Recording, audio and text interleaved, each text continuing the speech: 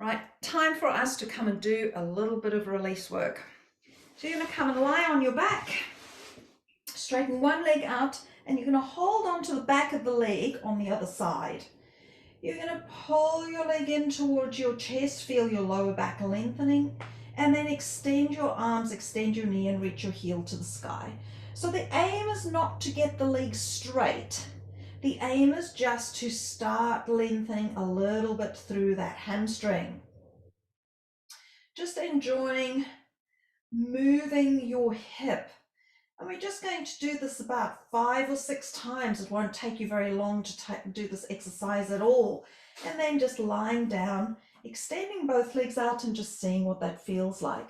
So this hip feels nice and relaxed now. Now I'm going to come onto the other side, interlacing your fingers.